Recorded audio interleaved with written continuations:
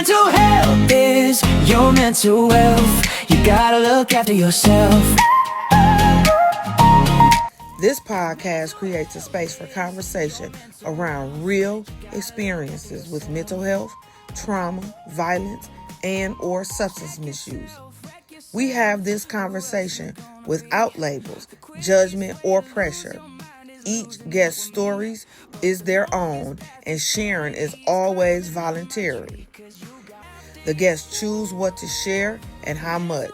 Please be aware of your limits and stop watching if needed. Let's get this conversation started. Hey y'all, welcome back. It's your girl Desilynn, where your mental health is your mental wealth.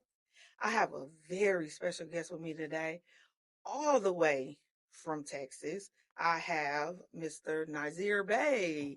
How you doing? I'm good, really. I'm very good. That's what's happening. I'm very happy that you sat down with me. We've talked a lot in the past, just in conversation. I couldn't wait for you to come on and talk with me. So I always start off with this question. When you heard me talking about mental health, and I said that my podcast is Your Mental Health is Your Mental Wealth, what did you think about? What came to your mind?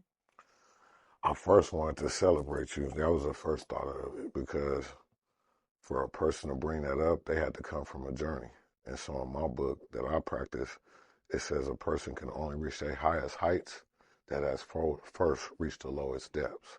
So when I hear that, that's when I hear that you was pushing that because you know how far you had to come for your own mental health.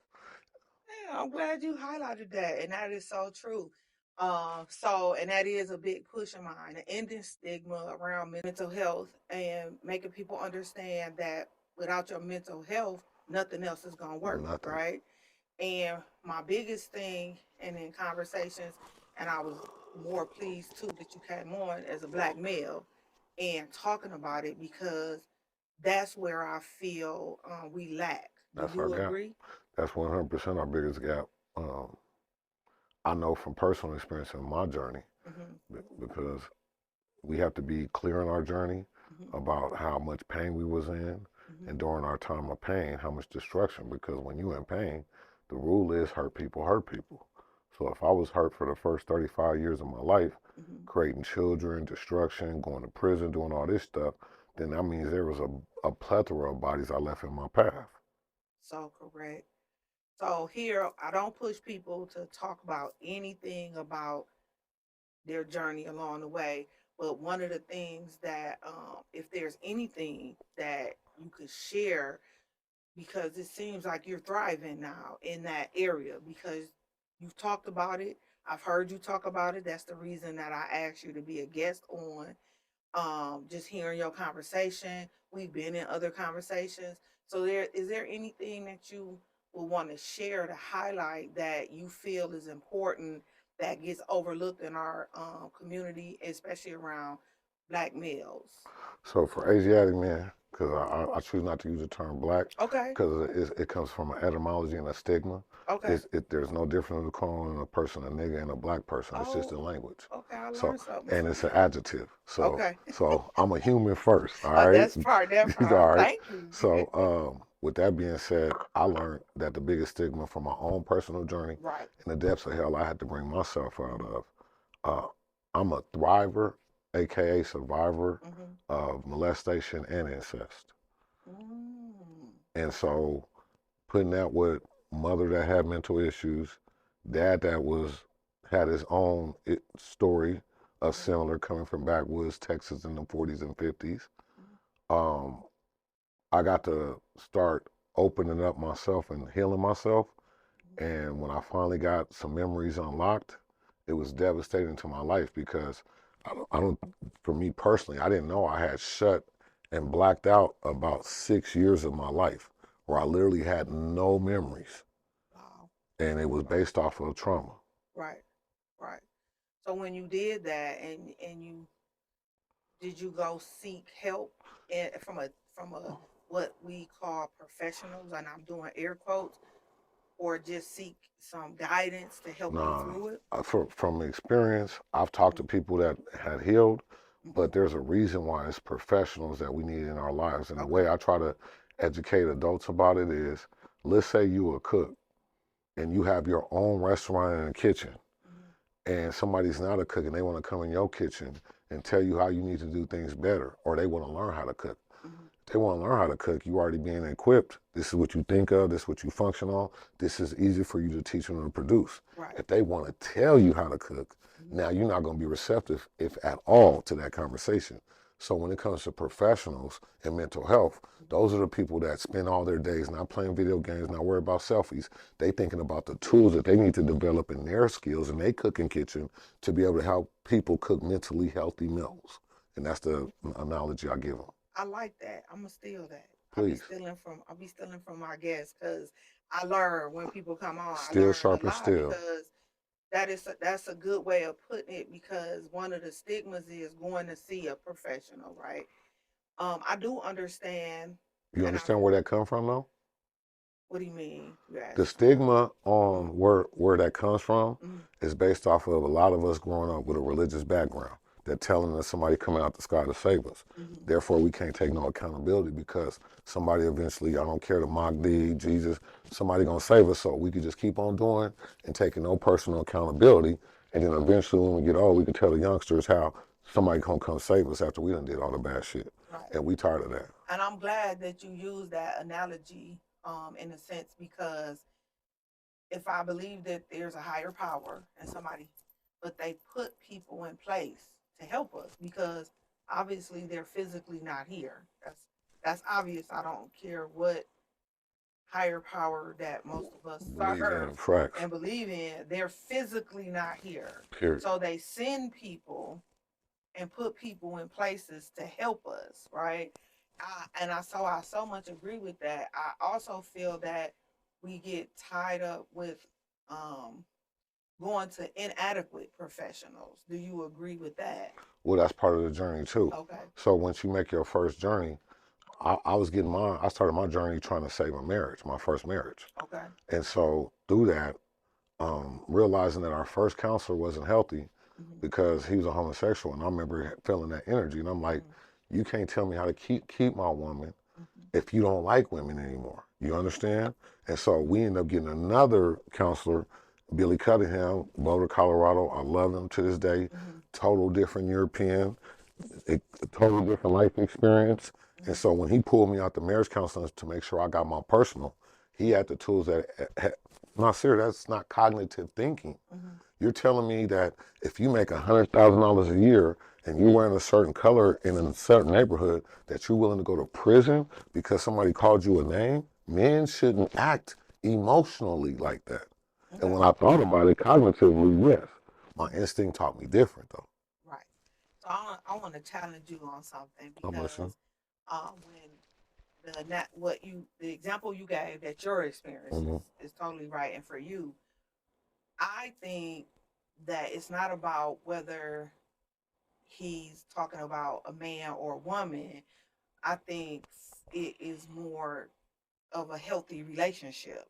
So whether I'm a man, that my healthy relationship is with a man or with a woman, the the keys to getting there for the healthy relationship are the same. You know what I'm saying? Mentorship, though. So okay, so that's what, because I just want to be clear for me, and that's why I said, because, and I can see that the mentorship, that's what you were looking at in that sense for you. That's what counseling is, if you think about it. If we as men are coming into counseling, because women y'all already naturally receptive to your emotions, y'all have a way of expressing it that y'all more comfortable with. Even through trauma, the way y'all go through trauma is completely and separately different from men, because it's acceptable for women to be traumatized. It's not acceptable for men to be traumatized. It's a stigma on men talking about being molestation and incest survivors. So that is a very, I ain't gonna say most, a very valid point right there. It's the stigma related to So it. that's why I say, Okay. as a man that was learning how to become a thriver. Right. If I'm dealing with another man, right, I don't need any other energy except mentorship toward this. Right. And a lot of times, especially when you're building a professional relationship, you're building an emotional and a very intimate mental bond. Right. And you're going to go certain places. Right. And so I don't want that energy while I'm trying to help from my pain being intermixed with anything else except healing. And that is a strong point to make, because I think, and I challenged it because I wanted to bring another point, and you bring it out, to say I have a choice. Correct. On who I want.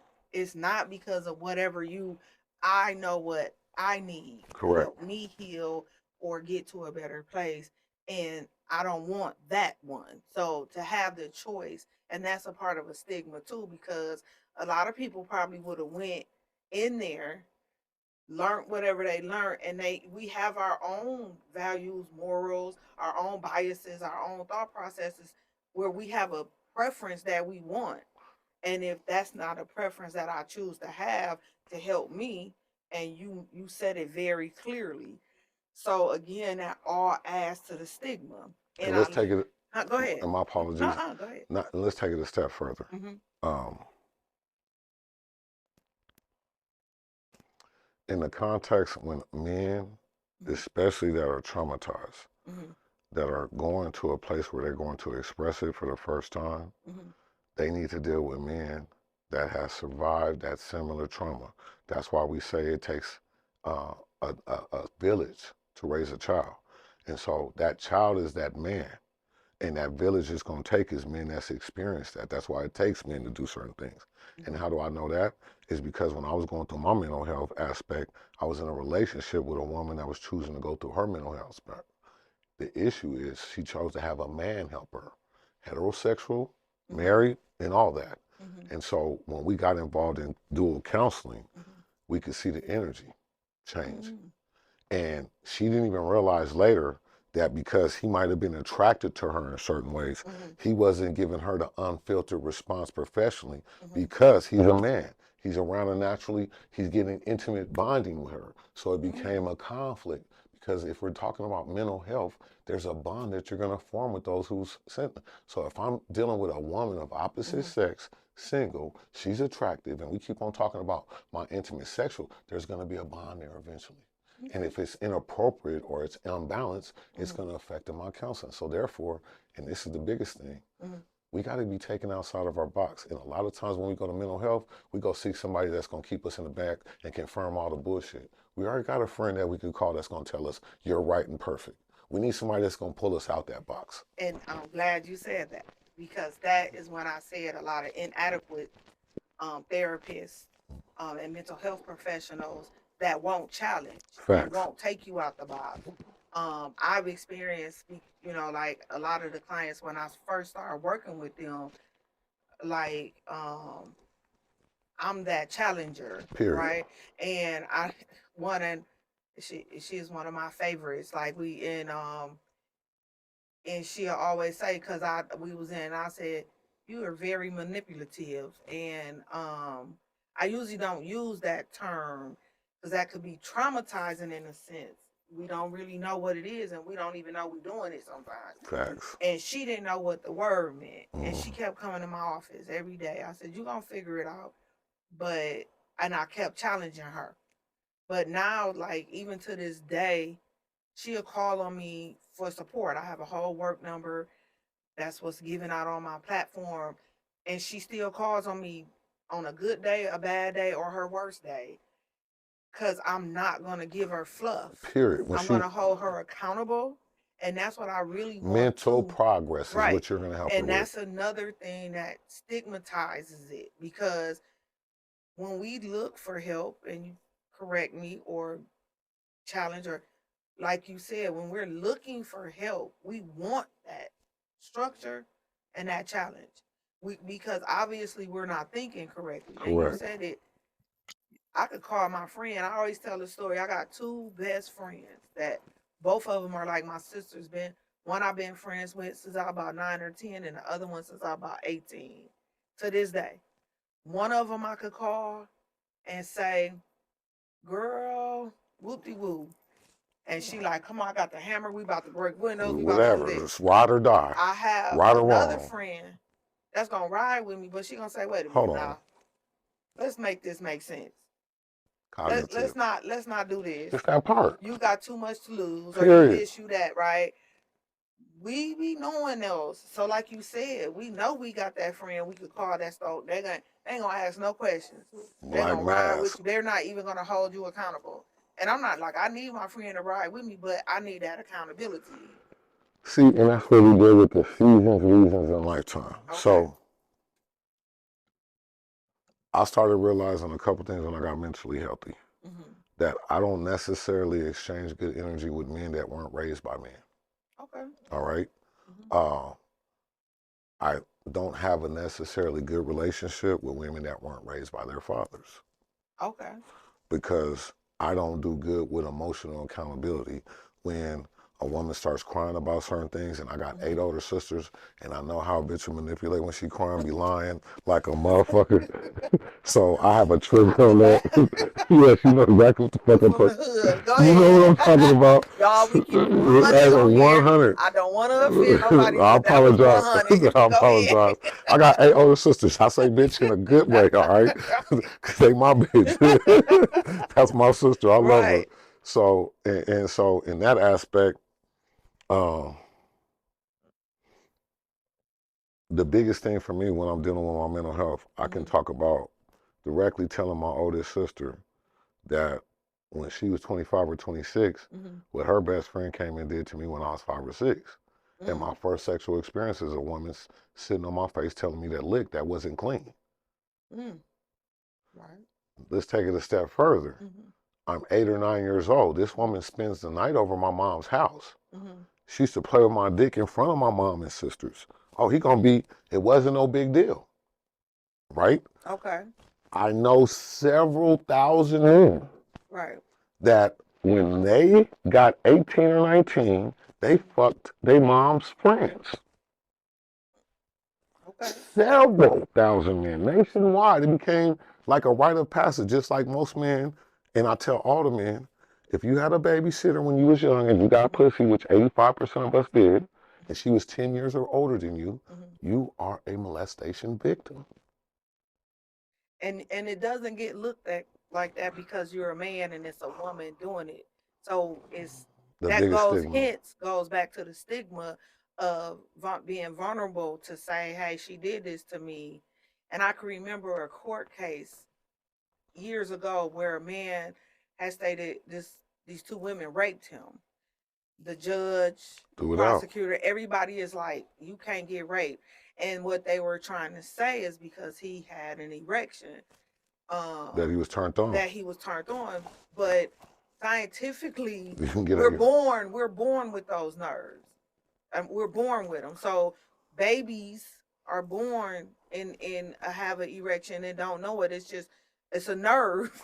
Sometimes they you just can't. Outlawed the Jewish right that the rabbi sucks on the baby's penis. That's part of their rabbi. That's illegal now in America. I didn't know it. Yeah, I didn't know that. So that's an act. Right. That's an act that rabbis do in their culture. They suck the baby's penis because it becomes hard from doing certain activities on the baby's foot.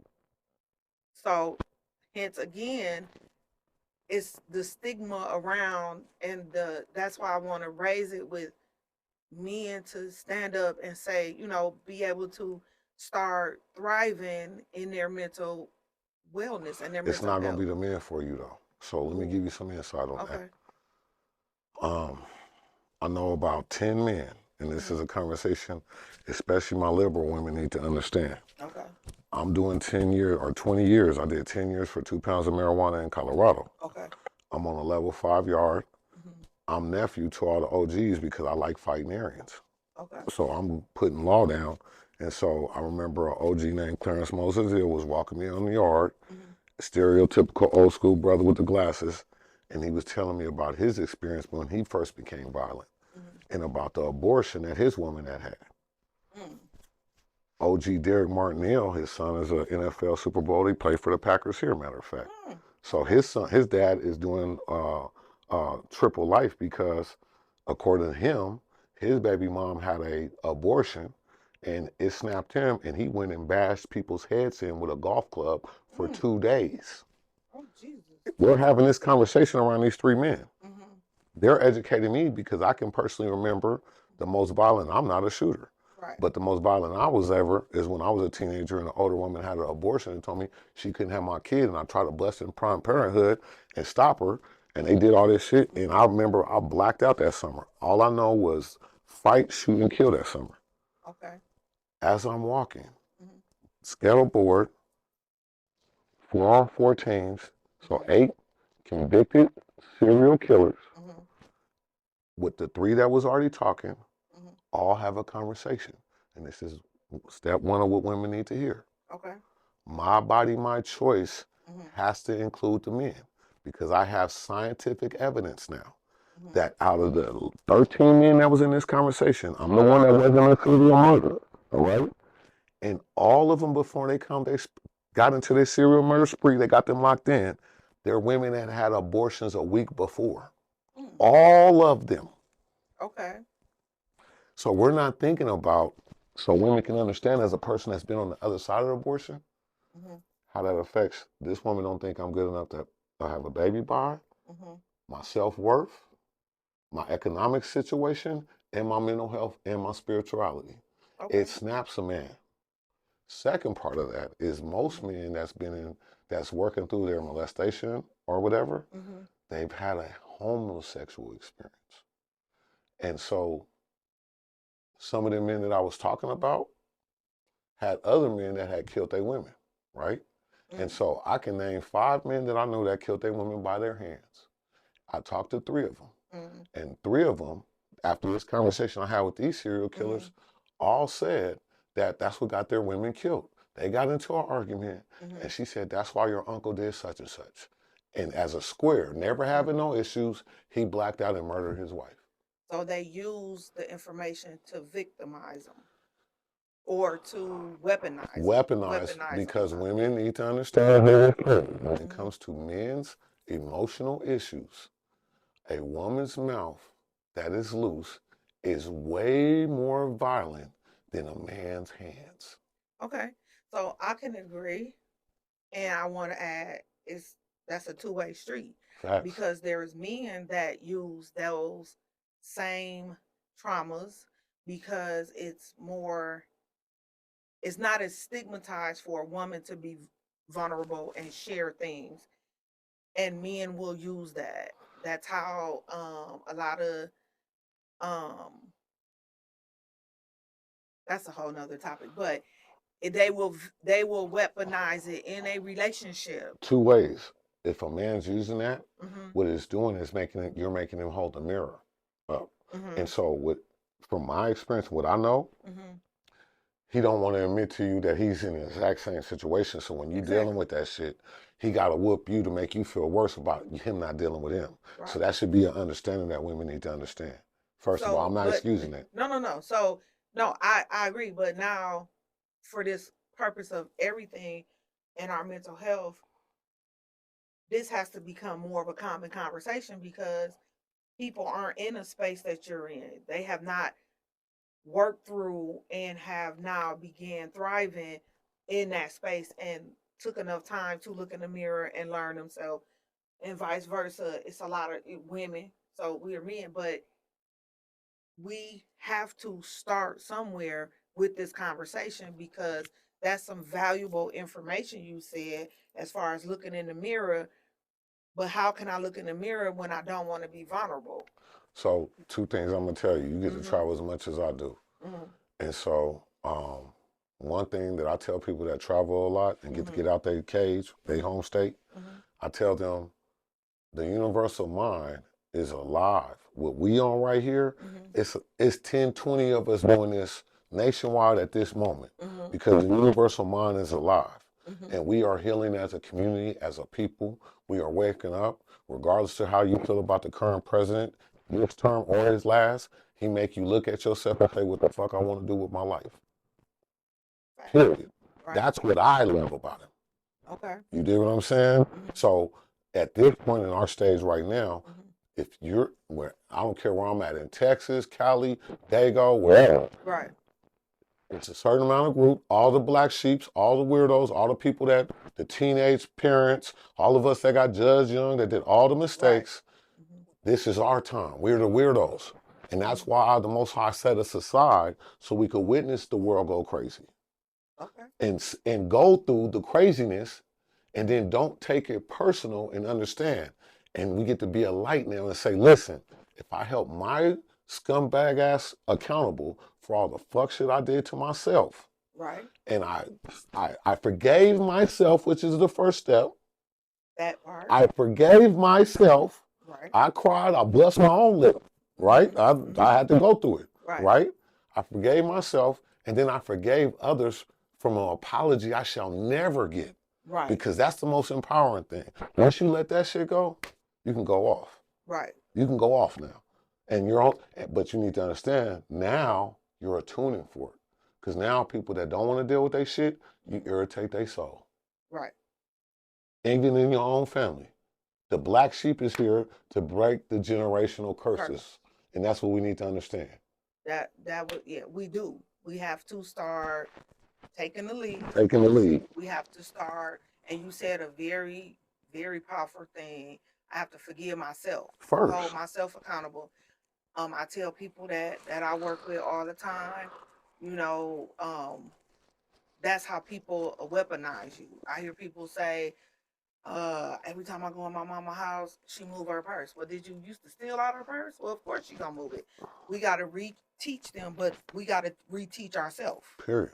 We gotta hold ourselves accountable, like you said. We have to own our stuff, forgive ourselves, but start moving in a better direction. And it's simple stuff like that.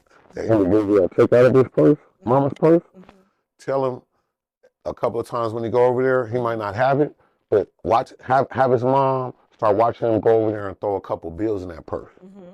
And I guarantee you she'll relax. Have him watching. You reteaching her to react because she used to see you stealing in there. Right. I ain't never stole from my mama, but I know I used to go in certain environments and they know I got a gun on me, so they gonna react a certain way. Right. You dig what I'm saying? So now I go dress a certain way. I wear my schoolboys in there. I relax because us Cali kids, we had the damn mirror in our pockets, studying mirror mugs, and being self-accountable. I could be in deep thought, and I'm in a public situation, and to everybody else, it looks like I'm mean mugging or making them uncomfortable. I'm accountable for that. I'm 6'2", 280, nigga. You dig what I'm saying? Be accountable for your shit. You've been shot twice. You do have a certain energy. You're right. So and it's a valid. It's a valid energy. And so okay, so as we start to wrap up, some of the key takeaways I took away from our conversation and the importance in general is, one, understanding that it's okay for men to speak up in a space and get help. It's not being vulnerable.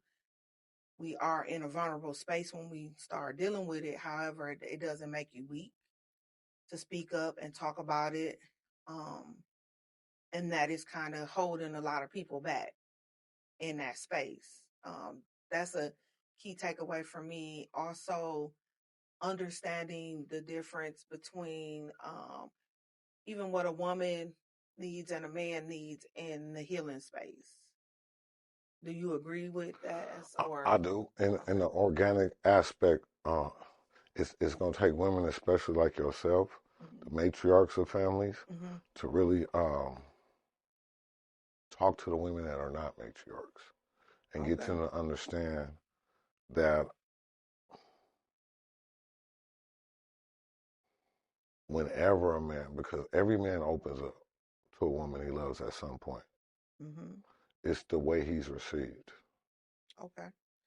Every man opens up. And what I realized from personal experiences, a lot of women never been in the space because they never been with men like that. So when a man opens up, she takes it as a form of weakness. And that's destructive because a lot of men from my generation, we got taught by our OG men that was demonstrating as the quickest way to lose your woman is to tell her your business and be soft about it. So it's really now we got to start, again, I'm going to say, ending the stigma around getting mentally healthy, Facts. also building healthy relationships. First You with teach, yourself too. right? That's like building learning me, Learning me. right? That's the most Learning important. me, I don't care what right? religion you're doing. Right, Once whatever is telling you to get back to being the highest form of yourself, right. that's why you hear me say grand rising. Because Mm-hmm. when I'm speaking to, I know I got a hell of a devil in me. A hell of a devil, right? And so that's what I try to tell people. If we take it back to the old school, regardless to your religion, we all got that angel and that devil.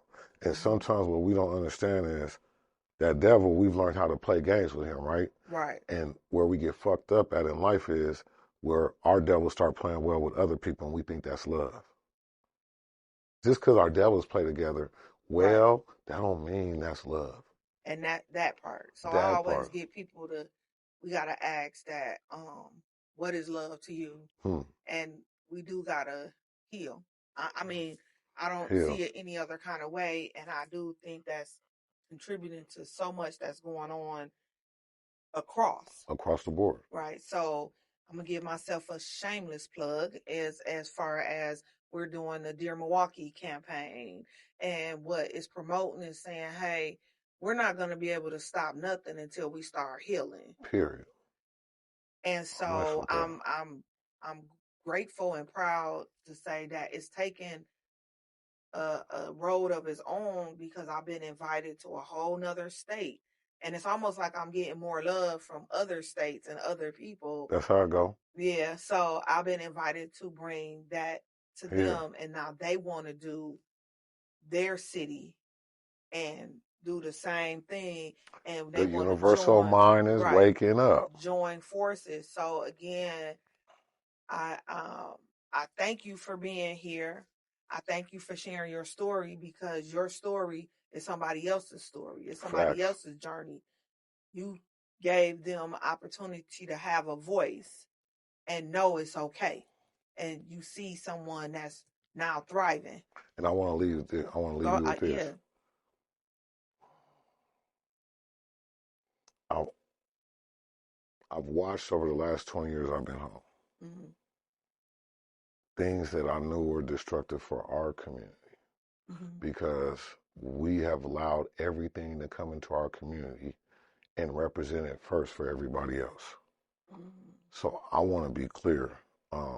Two things in our community need to happen. Mm-hmm. First, us loving organic families. All right? Because I don't need to brag and tell people how much I love women and put flags up. And I definitely don't need to uh, go to elementary schools and tell them how great grown women is Mm-hmm. and all that stuff. And Mm-hmm. so literally watching, when I was in Atlanta, watching grown men going to elementary schools and drag and read school books, that Mm-hmm. shit is an issue for me. You dig what I'm saying? Mm-hmm. We have to start protecting the children from that. Mm-hmm. But part of that also is we got to understand that ain't nothing wrong with loving yourself first. And you got to show, you can't tell me how much you love yourself by how many clothes you got and all this outside shit you do. Right. How's your cholesterol? When's the last time you ate right? Do you know your blood type? Are you looking to That be part. a healthy adult when you're a senior? Or are you going to keep on doing the same eating habits, spiritual habits that your elders did and died the same way? You smoking cigarettes, your mama died from cancer? Do Right. you really love yourself? Thank you. So those are the questions we got to get back to with the basics. And so for the men, I'm going to challenge all the men right now. Personally, claim your shit. Like, I know I'm a master manipulator. I know I got some fuck ways, but I'm not a fuck nigga. There's a difference. And Mm-hmm. it took me a way to figure that out. Right. And so that's what we got to do at the bottom line. We got to understand and be transparent and honest about who the fuck we is. That's it. Own yourself. Own yourself. Own yourself and love yourself. First. Love it. Before I love talk it. to anybody else, before I claim what I'm going to do, girl, I'm going to do all this. No. Right. You're going to look at me and see that nigga different. Right. He moved different. He loved different. I love that final thought. I appreciate it, because now that's going to, again, I'm going to still at own yourself and love yourself. First. With an exclamation point. Heal. That's healing. Exclamation point. Stop right there. Right. Focus on self. Right. Because the last lesson I'm going to leave out of my book, He said you would study yourself a long time and would ask me and come back and ask me what to study again, and I would tell you in reply, study yourself. Right. Oh, yes, Shameless. He's going to have a book coming out. When it come out, we're definitely going to let y'all know. Yes. Look for it early next year. Crazy Like a Fox, The American Nightmare and Dream in one. Hey, there we go. Again, I so much appreciate you coming and talking to me. Again, it's your girl, Desilynn, where your mental health is definitely your mental wealth. We owning it. We owning it. We're taking accountability and we loving ourselves. Let's heal together, y'all. And we out. Thank you for holding space for today's conversation. Remember, your mental health is your mental wealth. So please take care of yourself in whatever way you need to. If anything you heard brought something up for you, please remember you do not have to carry it alone. Support is available, and reaching out is a strength, not a weakness.